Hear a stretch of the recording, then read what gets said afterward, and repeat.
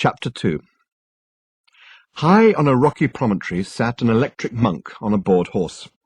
From under its rough-woven cowl, the monk gazed unblinkingly down into another valley, with which it was having a problem. The day was hot, the sun stood in an empty, hazy sky and beat down upon the grey rocks and the scrubby, parched grass. Nothing moved, not even the monk. The horse's tail moved a little, swishing slightly to try and move a little air, but that was all. Otherwise, nothing moved. The electric monk was a labour-saving device, like a dishwasher or a video recorder. Dishwashers washed tedious dishes for you, thus saving you the bother of washing them yourself. Video recorders watched tedious television for you, thus saving you the bother of looking at it yourself. Electric monks believed things for you, thus saving you what was becoming an increasingly onerous task, that of believing all the things the world expected you to believe. Unfortunately, this electric monk had developed a fault, and had started to believe all kinds of things more or less at random. It was even beginning to believe things that have difficulty believing in Salt Lake City. It had never heard of Salt Lake City, of course, nor had it ever heard of a quingillion, which was roughly the number of miles between this valley and the great Salt Lake of Utah. The problem with the valley was this. The monk currently believed that the valley and everything in the valley and around it, including the monk itself and the monk's horse, was a uniform shade of pale pink. This made for a certain difficulty in distinguishing any one thing from any other thing, and therefore made doing anything or going anywhere impossible, or at least difficult and dangerous. Hence the immobility of the monk and the boredom of the horse, which had had to put up with a lot of silly things in its time, but was secretly of the opinion that this was one of the silliest. How long did the monk believe these things? Well, as far as the monk was concerned, forever. The faith which moves mountains, or at least believes them against all the available evidence to be pink, was a solid and abiding faith, a great rock against which the world could hurl whatever it would, yet it would not be shaken.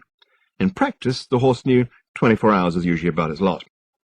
So what of this horse, then, that actually held opinions and was sceptical about things? Unusual behaviour for a horse, wasn't it? An unusual horse, perhaps? No.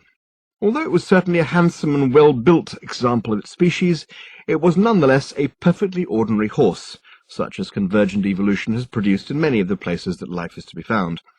They have always understood a great deal more than they let on. It is difficult to be sat on all day, every day, by some other creature, without forming an opinion about them. On the other hand, it is perfectly possible to sit all day, every day, on top of another creature, and not have the slightest thought about them whatsoever. When the early models of these monks were built, it was felt to be important that they be instantly recognizable as artificial objects.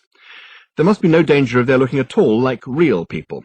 You wouldn't want your video recorder lounging around on the sofa all day while it was watching TV. You wouldn't want it picking its nose, drinking beer, or sending out for pizzas.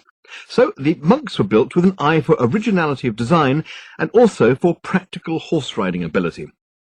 This was important.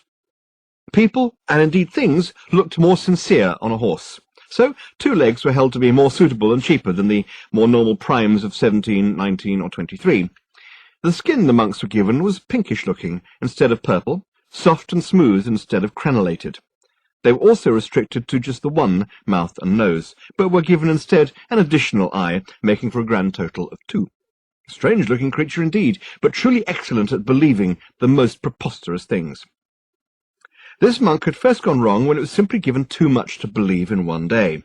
It was, by mistake, cross-connected to a video recorder that was watching 11 TV channels simultaneously, and this caused it to blow a bank of illogic circuits. The video recorder only had to watch them, of course. It didn't have to believe them all as well. This is why instruction manuals are so important. So, after a hectic week of believing that war was peace, that good was bad, that the moon was made of blue cheese, and that God needed a lot of money sent to a certain box number, the monks started to believe that 35% of all tables were hermaphrodites, and then broke down. The man from the monk shop said that it needed a whole new motherboard, but then pointed out that the new improved Monk Plus models were twice as powerful, had an entirely new multitasking negative capability feature that allowed them to hold up to 16 entirely different and contradictory ideas in memory simultaneously without generating any irritating system errors, were twice as fast and at least 3 times as glib, and you could have a whole new one for less than the cost of replacing the motherboard of the old model. That was it. Done. The faulty monk was turned out into the desert where it could believe what it liked, including the idea that it had been hard done by. It was allowed to keep its horse because horses were so cheap to make. For a number of days and nights, which it variously believed to be 3, 43, and 598,703, it roamed the desert, putting its simple electric trust in rocks, birds, clouds, and a form of non-existent elephant asparagus, until at last it fetched up here, on this high rock, overlooking a valley that was not, despite the deep fervour of the monk's belief, pink. Not even a little bit. Time passed.